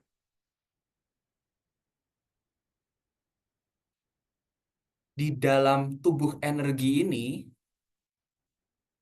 kita sementara kita bilang inilah vibrasi. Sumber vibrasi utama kita ada di sini. Ini kalau mau kita analogikan, katakanlah ini softwarenya hidup kita lah. Softwarenya manusia. Jadi kalau kita punya HP atau kita punya komputer sekarang, itu ada softwarenya. Software itu memungkinkan komputer ini untuk beroperasi dengan kecepatan tertentu, dengan kemampuan tertentu. Artinya dia punya range batasannya. Dia bisa beroperasi seperti apa, bisa berpotensi seperti apa juga. Lalu dia punya program-program tertentu. Program-program ini yang kemudian secara individu kita alami menjadi kecenderungan untuk merasakan hal tertentu, reaksi emosi tertentu, lalu pikiran dan perbuatan. Oke, kurang lebih itu ya. Aku cuman merangkum sedikit. Tapi kemudian aku cuma pengen lihat ini. Karena selalu ini pertanyaan sejuta umat kan. Kita udah ngomong vibrasi ini, vibrasi itu. Kita tinggal tune in dengan vibrasi yang tepat segala macam. Tapi pertanyaan sejuta umat selalu gimana caranya? Gimana cara kita untuk tune in ke dalam vibrasi yang lebih tinggi, ke dalam emosi yang lebih positif untuk menciptakan hidup yang lebih sehat, hidup yang lebih bahagia, lebih penuh sukacita, pengalaman hidupnya, at least seperti itu. Gimana caranya? Sebetulnya ini udah disinggung juga sama Agi, jadi aku cuma nyambung-nyambung doang. Kemarin malam aku dapat satu cerita dan ceritanya menarik sih menurutku. Cerita tentang seorang Zen Master. Zen Master kita tahu ya. Kalau ada yang belum pernah mendengar Zen, Zen itu salah satu aliran Buddhisme. Kalau di Jepang namanya Zen, di Cina namanya Chan. Biasanya tradisinya ada satu orang guru. Nah, nanti ada muridnya yang mungkin belajar dengan dia sekian tahun segala macam di satu apa ya, semacam ya rumah tertentu lah. Jadi biasanya dalam cerita-cerita Zen itu ada satu orang guru, lalu ada muridnya, ada beberapa orang murid. Suatu ketika mereka lagi pergi ke sebuah rumah teh, kedai teh, lagi minum bersama. Tiba-tiba ada gempa besar. Orang-orang panik segala macam. Orang-orang mau lari segala macam cari perlindungan dan sebagainya. Nah, sang guru Zen cuma diem di tempat lalu tetap minum dari mangkoknya. Dia sadar murid-muridnya ini ngamatin nih. Murid-muridku ngamatin aku tetap tenang, santai aja. Tapi dia nggak ngomong apa-apa karena guru Zen selalu tenang, selalu compose gitu ya. Oke, lanjut. Suatu titik beberapa hari setelahnya lagi belajar bersama, ada seorang murid bertanya tentang pertanyaan tentang mindfulness, tentang meditasi. Ah, ini nih waktunya aku menyinggung, pikirnya si guru Zen, menyinggung tentang apa yang terjadi beberapa hari lalu. Kalian ingat nggak? Berapa hari yang lalu, saat ada gempa, orang-orang panik, aku tetap duduk tenang dan meminum dari cangkir tehku. Oh iya, ingat. Ya itu. Itulah mindfulness. Jadi ketika situasi luar tetap ricuh, mindfulness dan meditasi adalah kita bisa duduk dengan apa yang ada di depan kita dan menikmati teh kita. Oh gitu. Ngangguk. Tapi tiba-tiba satu murid bilang, iya guru, itu betul. Tapi kemarin itu kayaknya guru minum dari mangkok yang isinya kecap asin deh, bukan teh itu. jadi ini, jadi guru Zen pun juga bisa berpura-pura sebenarnya. Apa ya? Tadi kan sempat disinggung. Perubahan itu bukan sesuatu yang artifisial, bukan sesuatu yang sifatnya sikap bertindak luar saja fisik. Seringkali kita bilang bahwa ada cukup populer sekarang, fake it till you make it gitu ya. Artinya ya udah pura-pura aja melakukan sesuatu yang kita inginkan, sifat-sifat yang kita inginkan sampai kamu bisa, sebetulnya bisa, tapi itu caranya agak panjang karena kita mulainya dari segi fisik. Yang kita tahu sebetulnya fisik itu dipengaruhi oleh pikiran itu dipengaruhi emosi itu dipengaruhi vibrasi softwarenya. Jadi sebetulnya perubahan vibrasi ini terjadi pada softwarenya. Jadi kita update OS kita sebetulnya. Bukan ngubah pikiran, bukan mari bertindak positif saja, bukan hanya mari berpikir positif, iya itu perlu. Bukan hanya mari memiliki emosi positif, walaupun sebetulnya kita nggak tahu, punya emosi positif caranya gimana kita nggak tahu. Karena itu biasanya reaksi otomatis. Mari kita update OS-nya sebenarnya, update software yang membuat tendensi-tendensi ini. Kalau itu udah diupdate, nanti otomatis sistemnya kan akan ke restart, kayak kita update komputer atau update HP, itu sistemnya biasa ke restart, program-programnya ke install ulang. Jadi iya, nanti program-program baru yang barangkali lebih positif, yang lebih sesuai dengan vibrasi yang kita inginkan, itu bisa bekerja.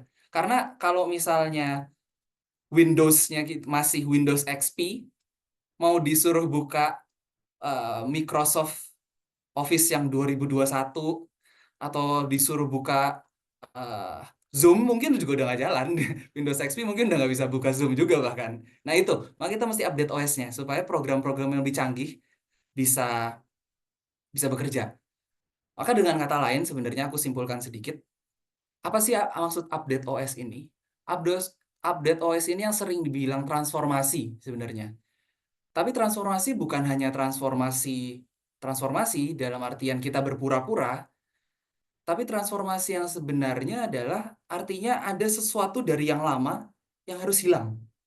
OS yang lama harus dibuang. Ini sebetulnya tantangannya biasanya di sini.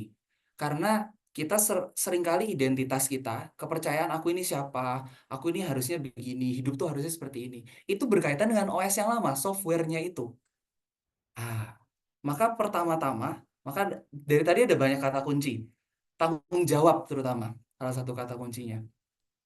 Maka pertama-tama kita harus melihat, kondisi-kondisi hidupku saat ini, pengalaman-pengalamanku yang mengundang emosi tertentu, pikiran tertentu, itu tanggung jawabku sebetulnya. Karena aku tune in dengan vibrasi tertentu, maka aku memiliki pengalaman ini. Akulah yang mengundang pengalaman itu, bukan kejadian dulu loh.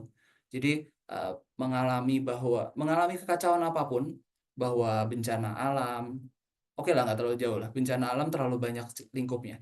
Mungkin ditipu katakanlah, atau kecelakaan kecil, kadang-kadang kita secara vibrasi tune in dengan pengalaman seperti itu.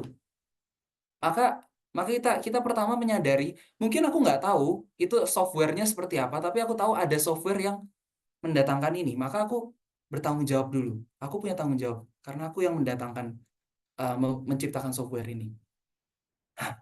Dari situ baru pelan-pelan, kalau kita udah sadar, baru kita bisa tinggalkan.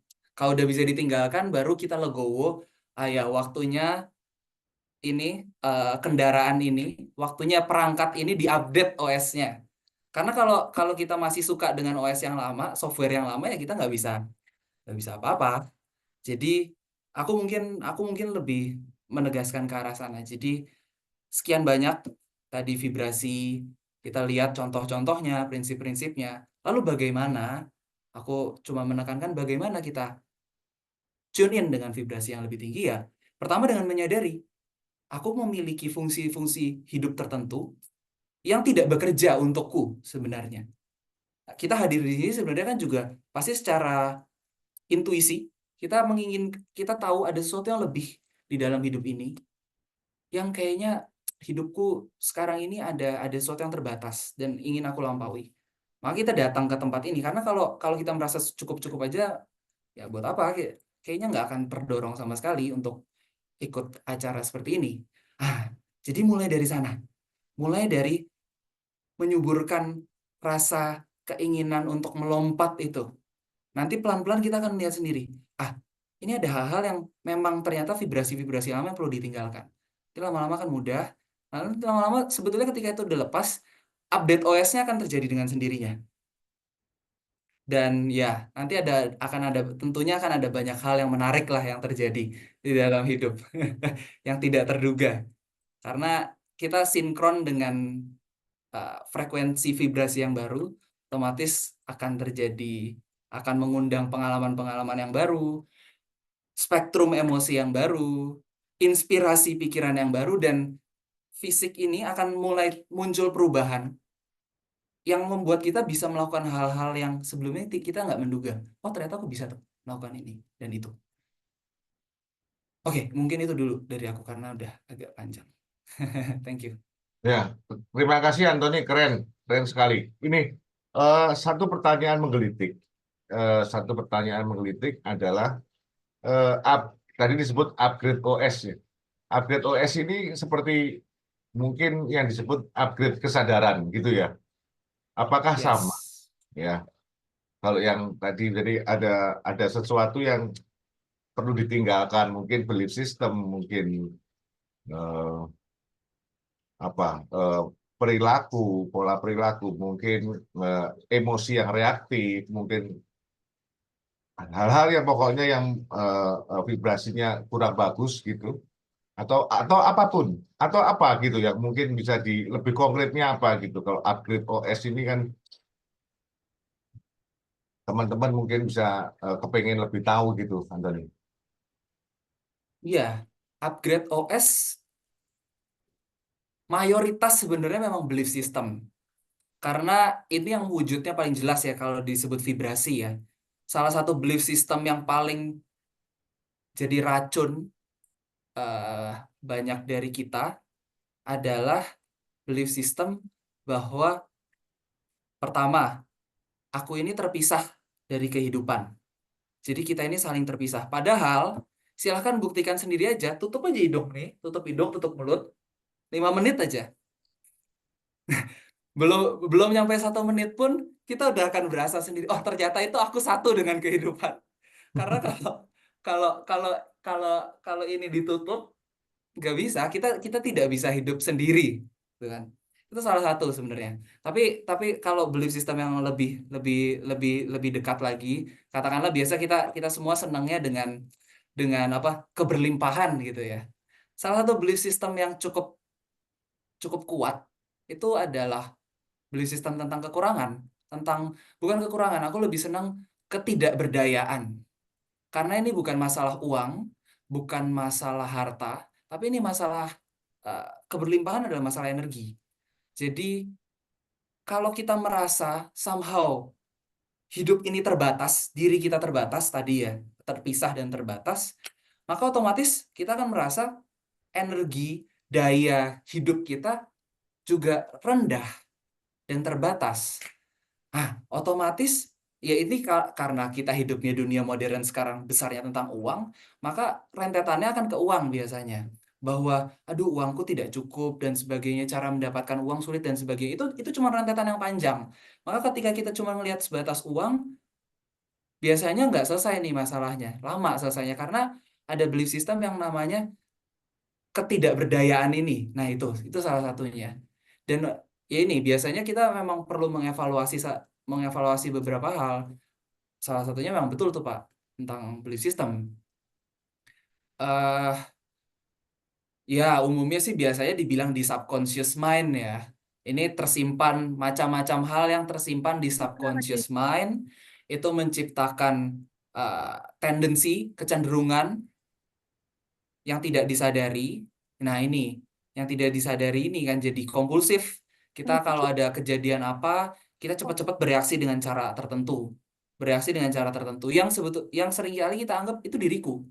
Bukan, itu cuman subconscious kita. Itu cuman tendensi program kita yang sebenarnya harusnya di-update. Jadi kalau kita punya komputer atau punya HP, kadang-kadang kalau udah waktunya update OS kan ada muncul notifikasi itu. Oh, waktunya update OS. Kalau Windows, aku pakai Windows. Jadi aku tahu ya Windows. Kadang-kadang kalau mau dimatiin ada opsi update and shutdown atau update and restart. Bisa sih shutdown doang. Kita bisa memilih untuk shutdown. Nah, sebenarnya setiap kegalauan, setiap kekacauan, setiap kekisruhan yang kita alami ya, pengalaman internal ini ya, bukan luar, pengalaman internal dulu. Setiap kekacauan yang kita alami, ini sebetulnya itu notifikasi, waktunya update OS. Nah, ya kalau kacaunya masih kecil ya nggak apa-apa. Kayak ya udah kita notifikasi pertama update OS, mungkin kita nggak usah update. Besoknya masih bisa jalan. Tapi lama-lama kalau udah 1 tahun, 2 tahun OS yang harusnya udah canggih banget, kita masih pakai OS yang butut. Nah ini lama-lama komputer yang nge-lag, mau jalanin program apa kok nggak bisa. Nah ini nih, jadi lama-lama tinggal kita memutuskan aja mau update OS-nya ketika notifikasi pertama muncul, atau kalau udah bertahun-tahun ditumpuk-tumpuk, atau berhidup-hidup ditumpuk-tumpuk, lama-lama sampai udah penyakitan kayak udah sampai dan sebagainya, sampai semuanya nge-lag, sampai semuanya nge-hang. Nah, Baru ini tinggal restart. pilih sendiri mau yang mana. Ganti handphone. Ganti handphone. Ganti handphone. Oke, menarik sekali Anthony. Sebentar, saya akan menambahkan add spotlight ke Agi dan ke para pembicara yang lain. Sekarang silakan Agi, silakan dikomentarin atau silakan Agi. Oke, terima kasih Anthony. Sedikit penambahan dan bagi teman-teman yang belum mendapatkan Kybalion, silakan nanti saya kirim di grup atau silakan japri. Jadi memang Kybalion itu membedakan 3 bidang utama ya, tapi masing-masing bidang itu nanti ada sub bidangnya ya. Jadi nanti ada minor plane dan di situ kan memang ada nanti perbedaan antara physical, etheric dan energetic planes ya. Jadi bagaimana antara materi dan energi apa yang menghubungkan ini adalah etheric plane. Mungkin ini yang dimaksud Anthony tadi seketika kita bicarakan bahwa sebenarnya ada banyak sekali bidang resonansi, bidang atau lapisan resonansi terkait kita sendiri, bahkan di dalam fisik, di dalam astral, di dalam spiritual kita ada lebih dari satu. Yang kedua ini menarik sekali omongin perangkat lunak, karena kembali lagi ke siri pertama di mana kita banyak sekali berbicara bagaimana mentalisme, daya cipta kita doing magic ya. Sedang kita berpikir dan mengolah perasaan, sebenarnya kita menciptakan realitas sekitar kita. Ini adalah proses magic ya, proses yang sangat magis bagaimana kita menciptakan realitas sekitar. Dan di situ sering sekali prasangka kita itu sangat mempengaruhi. Nah, di sini sistem operasional atau perangkat lunak ini sebenarnya banyak sekali hal di dalam abstraksi atau metaforanya Anthony. Alam bawah sadar bisa, preconscious bisa, prasangka-prasangka yang kita bawa di dalam superego atau ego itu juga bisa ya.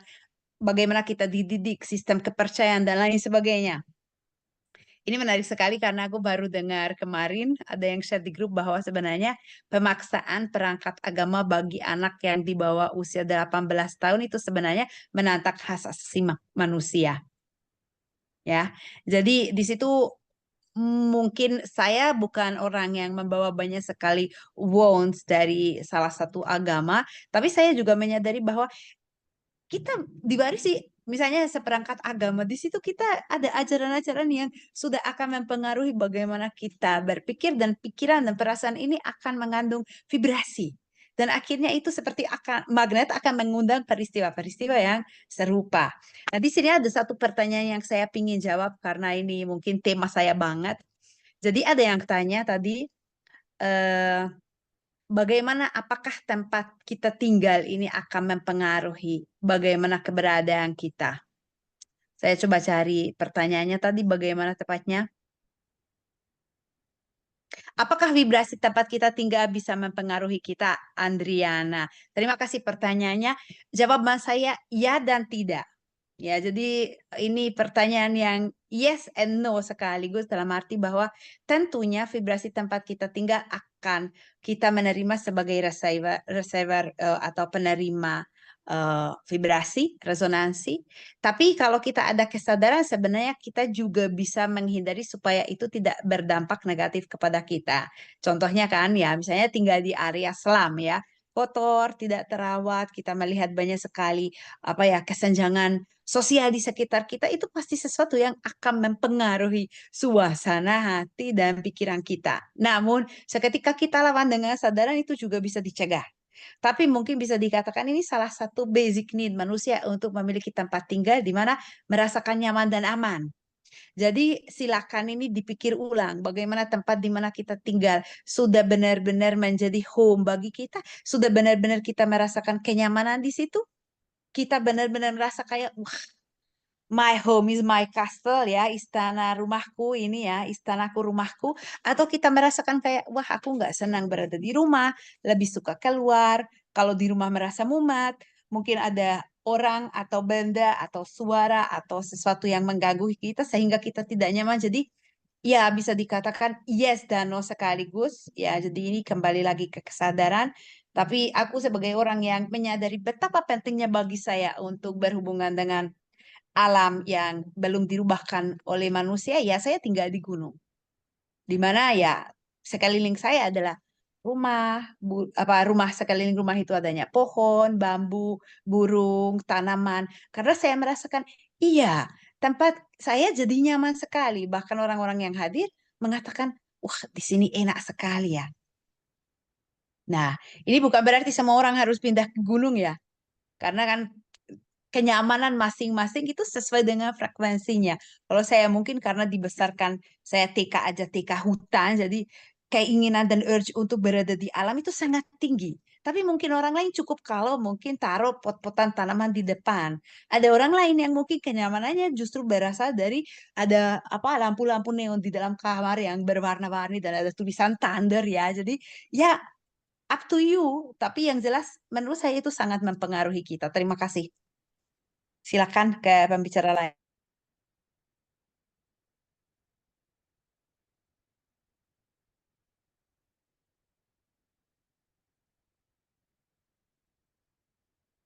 Sorry, Ya. sorry.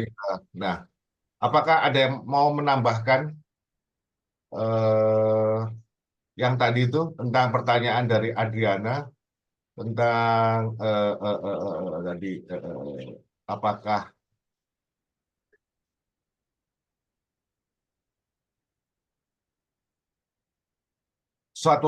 vibrasi suatu tempat mempengaruhi diri, gitu ya, betul ya?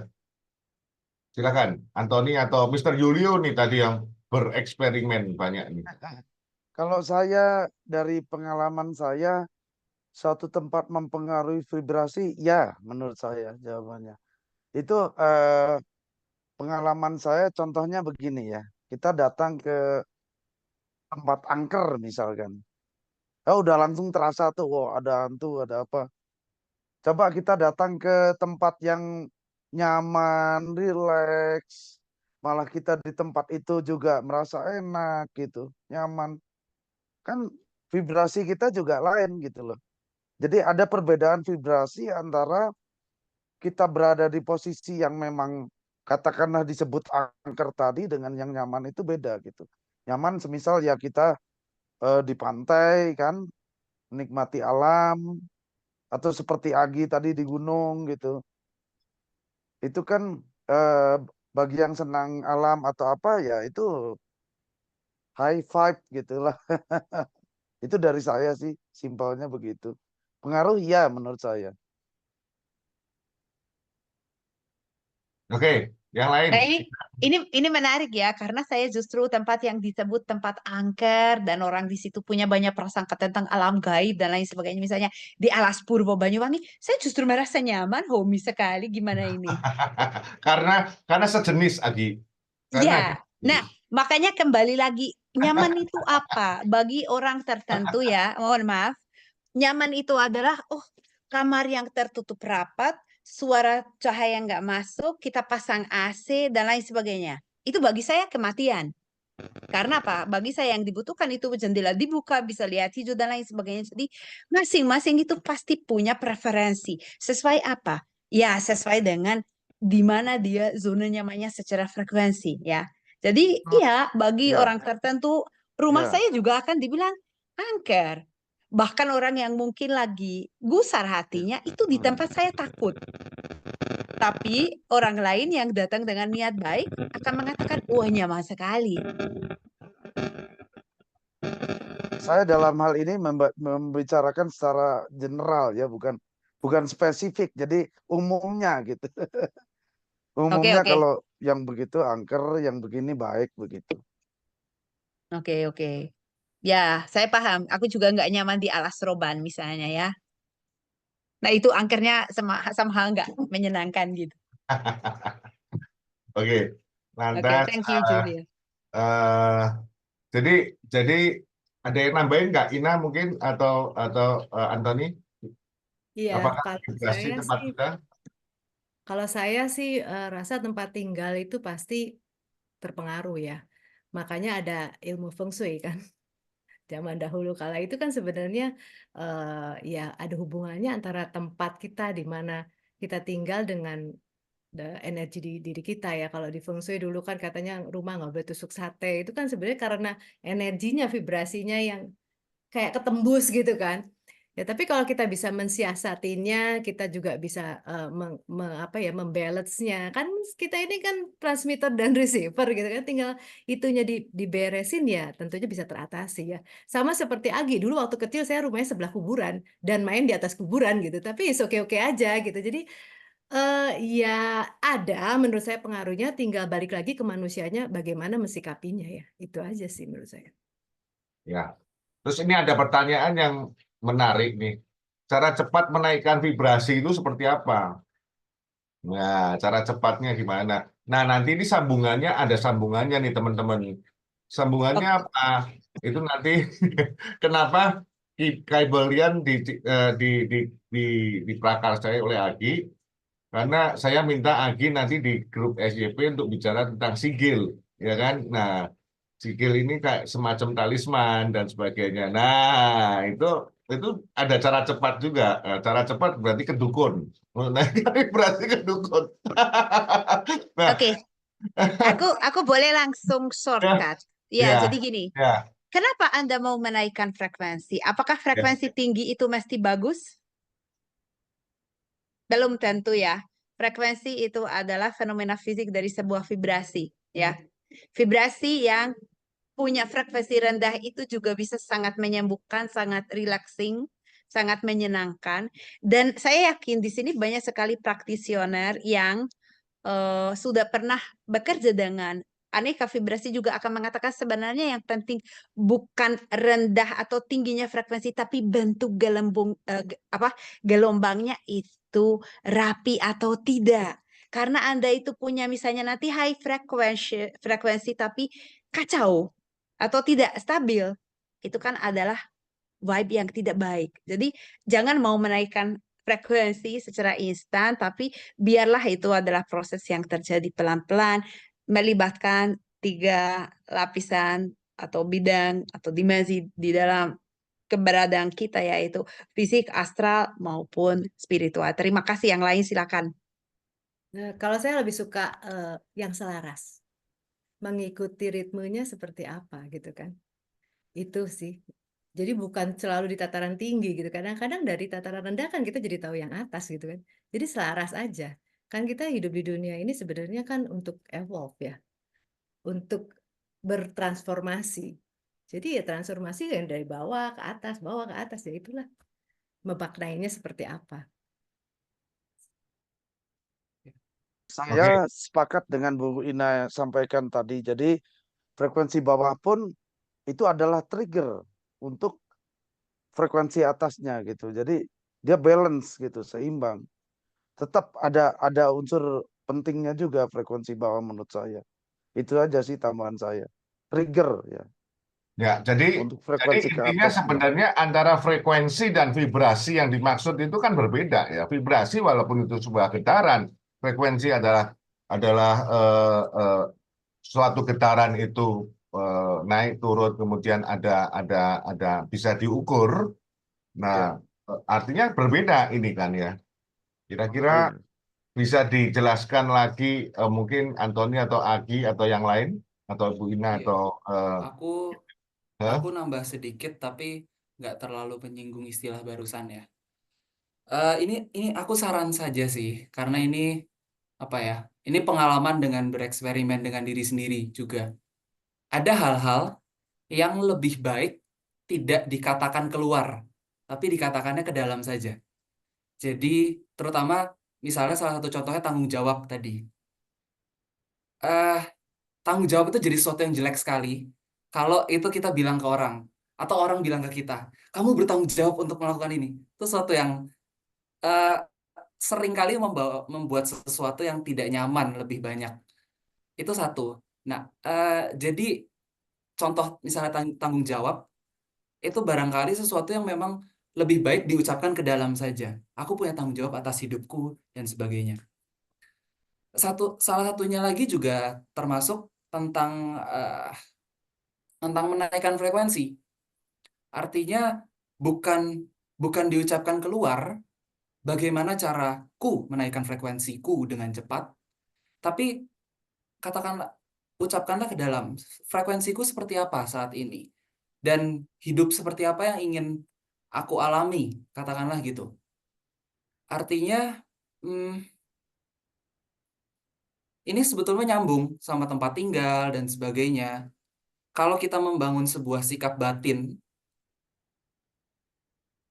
intinya ada sebuah kesadaran dan sikap bahwa aku ingin hidup sebaik-baiknya, aku ingin mencapai potensi tertinggiku sebagai manusia, katakanlah begitu, dan otomatis segala macam hal nanti yang akan mendukung untuk mengarah ke sana itu akan datang sendiri. Inilah hukum vibrasi salah satunya ya.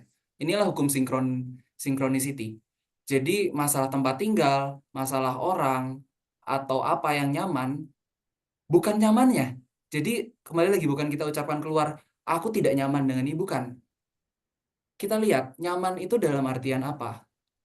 Apakah nyaman, balik lagi, nyaman bisa jadi dalam artian, ini zona nyamanku. Artinya zona nyamanku adalah penjara kecil yang belum ingin ku dobrak sendiri. Itu bisa satu sisi. Tapi bisa juga nyaman itu maksudnya ketika aku berada di tempat ini atau aku berada bersama orang ini atau lingkungan ini, di dalam sini ada yang rasanya membuka luas. Artinya ada sesuatu interaksi di situ ya yang tadi bisa jadi didukung dengan Hong Shui dan sebagainya yang membantu mendobrak batasan di dalam sini. Ya tadi belief system atau apapun energinya katakanlah menjadi lebih lancar. Aku sih cuma aku mau menambahkan itu aja sih. Jadi barangkali kita melihatnya lebih ke arah sana. Jadi bukan gimana caranya supaya cepat siapa yang bertanggung jawab atas itu, Bu? Enggak. Pengalaman kita dimulai dari sini selalu. Jadi proses semua dimulai dari sini. Membangun sikap diri dalam menghadapi kehidupan, merespon kehidupan, itu yang aku rasa ya, yang lebih dulu didahulukan untuk otomatis vibrasi itu akan naik dengan sendirinya. Itu akan otomatis. Tuning in itu akan otomatis. Update software itu akan otomatis. Secepat apa? Ya secepat kita tune in dengan dorongan evolusi di dalam sini. Karena ini dorongan evolusi alam, bahwa kita ini semua ingin berkembang, ingin mencapai potensi yang lebih tinggi. Ini semua common di kita semua. Karena kalau enggak kita nggak akan ada di sini. Dan kita manusia bahkan nggak akan ada. Kita cuma amuba semua, nggak akan jadi manusia kalau tidak ada dorongan evolusi alam. Oke, Ya, aku cuma menambahkan itu. Aku mantap. boleh tambahin sedikit, Tio. Boleh, banyak juga boleh. Oke, jadi sering sekali kita tahu Nusantara tempatnya banyak sekali tradisi mencari kesaktian. Apa itu kesaktian ya? Pasti mencari peningkatan daya di tingkat fisik maupun eterik maupun astral maupun spiritual. Di mana kita sering sekali juga lihat ada banyak sekali orang yang tiba-tiba menjadi gila. Tiba-tiba menjadi tidak sehat ya. Saya selalu membawa metaforanya kabel ya. Masing-masing kabel listrik kalau kita beli di toko listrik kan pasti punya apa ya, sudah punya kapasitas ya. Jadi ini juga sesuai dengan kita. Oh, aku mau cepat sekali menaikkan frekuensi itu ibaratnya aku adalah kabel atau saluran energi yang mungkin kapasitasnya di saat ini karena belum disiapkan adalah misalnya 5.000 watt ya. Oke, dengan kekuatan 110 volt. Nah, kalau tiba-tiba aku, wah cita-citaku harus 220 dengan 10.000 watt. Apa yang akan terjadi pada kabel itu?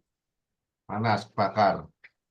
Ya, rusak, hancur, kobong. Nah, kita harus juga memahami, kita di sini banyak yang belajar tentang cakra, bahwa ada sistem energi halus di tubuh kita yang tidak bisa kayak sekarang banyak sekali orang yang akan menawarkan ke kalian, wah saya akan membuka cakra kalian, kundalini meditasi dan pada akhirnya itu bisa terjadi sementara, tapi sebenarnya orang itu hanya bisa memurnikan dan membuka cakranya untuk sendiri.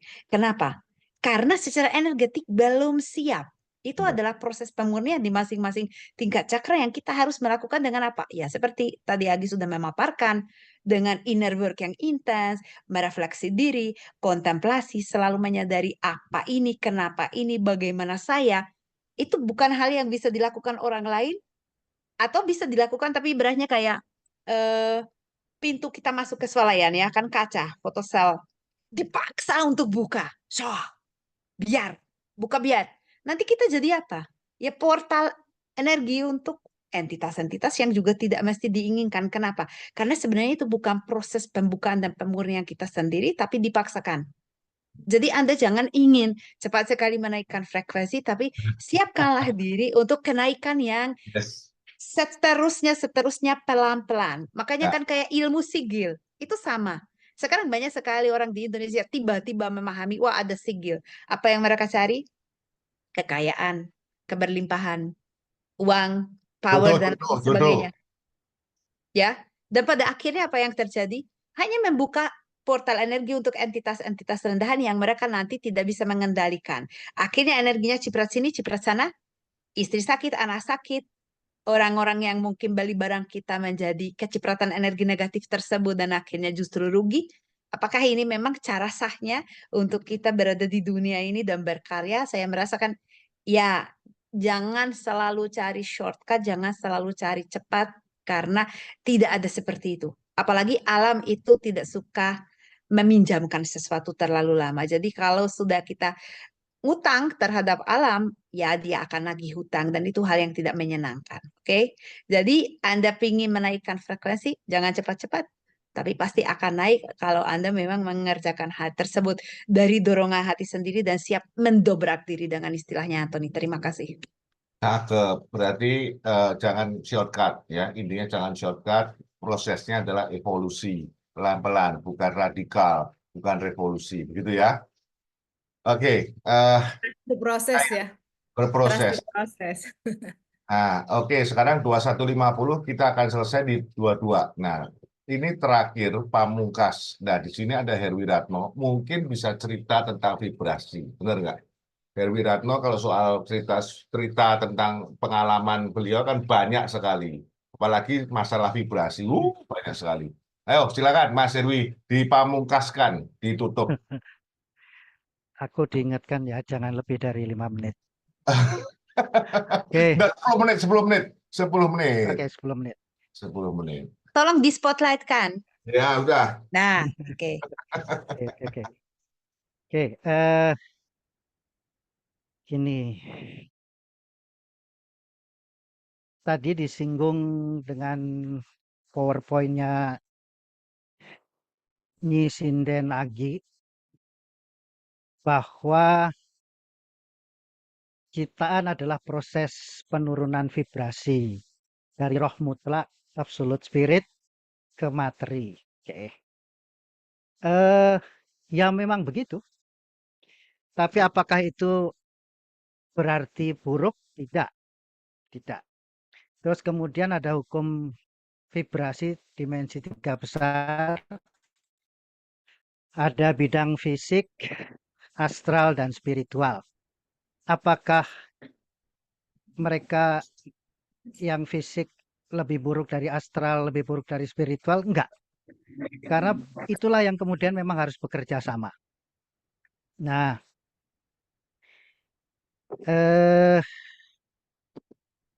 saya ngomong ini dulu ya. Nah, ilustrasinya adalah Sutio dibantu ini nanti. Tubuh fisik kita, tubuh kita manusia menurut saya nggak tahu ini Taoisme atau apa, kan terdiri dari, sekarang lebih mudah menggambarkannya karena ada komputer. Jadi terdiri dari tubuh fisik kita yang disebut hardware. Hardware tidak bisa berjalan. Hardware adalah untuk menjalankan software. Ya, hardware tubuh fisik, softwarenya itu adalah soul, jiwa, whatever. Ya, itu. Tapi komputer ada hardware, ada software juga tidak bisa berjalan kalau nggak ada listrik, energi Qi dari alam semesta. Tapi karena manusia, karena ini adalah makhluk hidup, maka kemudian ada link. Link itu kurang lebih semacam, oke, kita pinjem-pinjem ya, High Spirit, Roh Kudus, whatever. Itu yang memandu. Oke. Nah, ya memang harus bekerja sama. Saya kok di sini pematiknya adalah Nyai Sinden. Kok nggak asik kalau kemudian mencontohkan dari agama Nasrani, bagaimana itu turun. Lebih baik yang menitis kalau dari wayang aja. Ketika Batara Wisnu, yang anggaplah itu adalah spiritual, kemudian harus bertugas dalam tanda kutip mengajari, turun, Dewa Wisnu harus turun menjadi avatar-avatarnya. Ada sekian avatar, 9 atau 10 terkenal, termasuk Rama, Krishna, Parasurama, dan segala macam. Ketika mereka menjadi manusia, bertugas menjadi manusia, ya kemanusiaannya harus turun. Emosi manusia turun, fisik manusia turun, walaupun high spiritnya lebih. Jadi ya termasuk kita-kita ini manusia, bisa jadi sebagian dari kita sebenarnya udah dari high spirit. Tapi kemudian karena kita bertugas di dunia, yang saya istilahkan misi jiwa itu, ya segala macam kemanusiaan kita akan turun, termasuk emosi dan frekuensi fisik dan segala macam. Ya, oke, itu. Nah, kita berproses di sini, kita berproses bersama di sini. Segala macam wisdom, kebijaksanaan kita di high spirit akan diuji oleh tugas kita di frekuensi emosional dan fisik. Kalaupun kemudian berhasil, Anthony OS tadi. Jadi salah satunya kemudian, yang salah satu kemudian meningkat adalah softwarenya. Dengan perjalanan kehidupan ini softwarenya meningkat. Setelah softwarenya meningkat, apa boleh buat? Hardwarenya sudah tidak mencukupi lagi. Harus di-upgrade. Apa ton yang di-upgrade ton? Wah, macam-macam. Termasuk memori, termasuk segala macam. Cepat istilah-istilah itu. Ya sudah, pada satu titik hardwarenya, tubuh fisik kita, po ini akan mati, lenyap. Habis mati, dikubur, dikremasi. Chi-nya, listriknya kembali ke alam semesta. Link-nya, high spirit-nya, yang guidance-nya, ya balik lagi. Yang tertinggal adalah software-nya, alias hun jiwanya, alias soul-nya, yang kemudian perlu melanjutkan perjalanan pelajarannya. Bisa jadi perlu satu, perlu hardware, perlu jasad fisik yang lebih di-upgrade. Kedua, perlu lingkungan alam yang berbeda. Dan kemudian dengan bimbingan wisdom high spirit yang berbeda pula. Itu naik upgrade, kalau saya menyebut upgrade pelajaran misi jiwanya. Nanti Nyai Sinden Agi akan menjelaskan mungkin bagaimana Dewa Wisnu itu harus turun di beberapa yuga. Oke. Sebelum kali yuga dia apa, anggaplah begini supaya gampang lah ini nanti ini. Di yuga pertama masih kebanyakan orang baik. Yang yuga kedua mulai Setengah-setengah. lebih banyak orang baik. Yang yuga pertama baik semua lah, anggaplah gitu supaya gampang nih. Yuga kedua lebih banyak orang baik, sudah mulai ada orang jahat, maka kemudian Batara Wisnu turun kemudian menjadi cerita Ramayana. Kemudian ketika kemudian udah yuga berikutnya udah separuh-separuh imbang antara orang baik dan orang jahat dalam tanda kutip ya, maka kemudian Dewa Wisnu turun menjadi seorang Krishna dengan tugasnya masing-masing.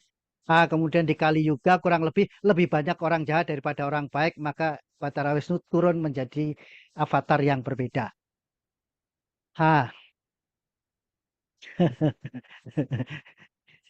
Dan betul untuk menaikkan upgrade frekuensi energi dan segala macam, hati-hati.